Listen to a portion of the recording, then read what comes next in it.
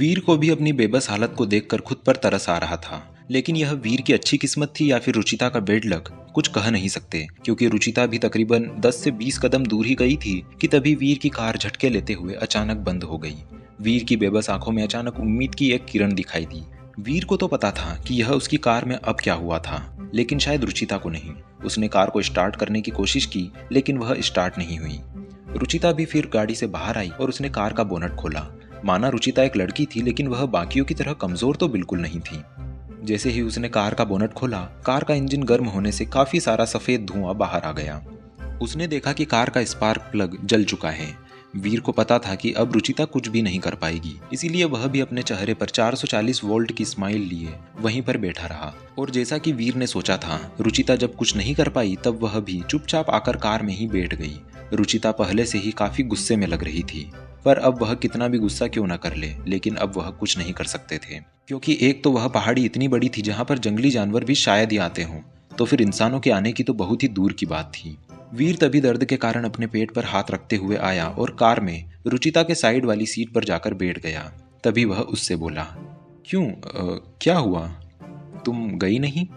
पता नहीं क्यों, लेकिन आज वीर सिर्फ रुचिता को गुस्सा दिलाने का ही काम कर रहा था। रुचिता वीर की बात सुनकर इरिटेट हो गई थी, लेकिन उसने कुछ किया नहीं।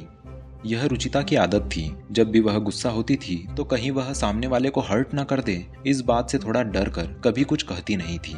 और रुचिता की इसी बात का वीर आज भरपूर फायदा उठा रहा था। लेकिन वीर भी अपने ही सवाल का जवाब देते हुए बोला, कोई बात नहीं, आगे जाती भी कैसे, स्पार्क प्लग जल गया था ना, होता रहता है, आदत है, कोई बात नहीं। उसकी बात सुनकर तभी रुचिता ने अचानक वीर की तरफ देखते हुए उससे पूछा, तुम्हें कैसे पता कि स्पार्क प्लग जल गया है?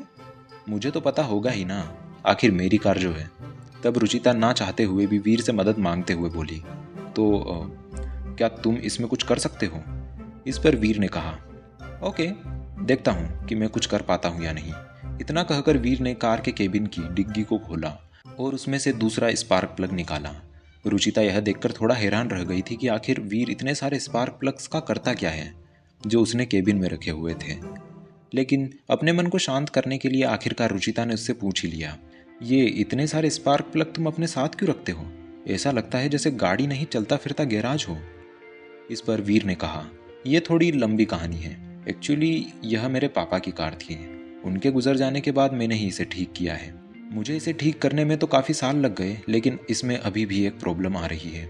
इसका स्पार्क प्लग कैपेसिटी से बाहर चलता है तो जल जाता है।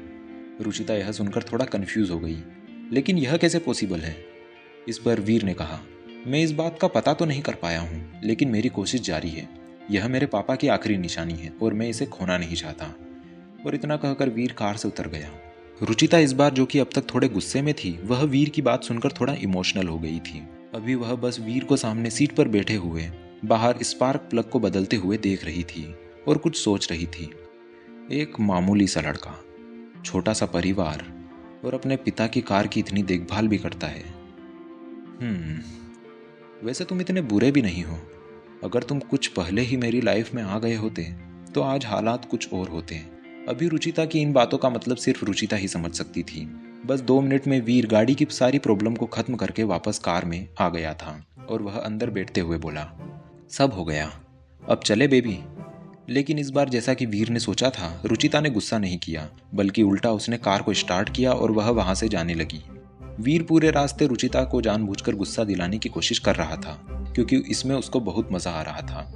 तभी वीर ने उनके बीच की खामोशी को तोड़ते हुए कहा, चलो अच्छा है कि अभी हम यहाँ से निकल जाएंगे। यहाँ पर तो मोबाइल का नेटवर्क भी नहीं था, पता नहीं हम यहाँ पर कैसे रहते। कार अभी बस उस बड़े से ग्राउंड को पार करके पहाड़ी की ढलान पर आने ही वाली थी कि तभी वह कार भी वीर की बात खत्म होते ही बंद हो गई। क्योंकि कार वीर की बात खत्म करते ही बंद हुई थी, इसीलिए रुचिता ने ना चाहते हुए भी एक बार वीर को घूर के देखा और फिर वीर से पूछा, अब क्या हुआ है इसमें? इस पर वीर ने रुचिता से कहा, मुझे क्या पता अब इसमें क्या हुआ है, वह तो देखकर ही पता चलेगा ना। तब रुचिता वीर से अचानक थोड़ा गुस्सा करते हुए बोली, तो जाओ और देखो ना, वापस नहीं चलना है क्या? वीर रुचिता की बात सुनकर अजीब सी शकल बनाते हुए बोला, अरे लेकिन मैं क्यों, तुम भी तो जाकर चेक कर सकती हो ना, अभी मुझे आलस आ रहा है। इस पर रुचिता वीर को जवाब देते हुए बोली, तुम्हारी कार है तो तुम्हें जल्दी पता चल जाएगा कि प्रॉब्लम क्या है। इस पर वीर ने भी अपना सर हाँ में हिलाते हुए बोला, हाँ वो तो है। तो जाओ, रुचिता ने फिर उस पर थोड़ा दबाव बनाते हुए कहा। तभी वीर की नज़र सामने फ्यूल इंडिकेटर पर पड़ी और वह बोला, कुछ नहीं, बस फ्यूल खत्म हुआ है। वीर ने इस न्यूज़ को इतने आराम से दिया था जैसे कोई थाली में गुलाब जामुन परोस रहा हो। इस पर रुचिता ने चौंक कर वीर को देखा और अचानक उससे बोली, क्या कहा तुमने? पेट्रोल खत्म हो गया है? इस पर वीर थोड़ा मुस्कुराते हुए बोला, हाँ पेट्रोल खत्म हो गया है। वो क्या, सामने इंडिकेटर दिखा तो रहा है।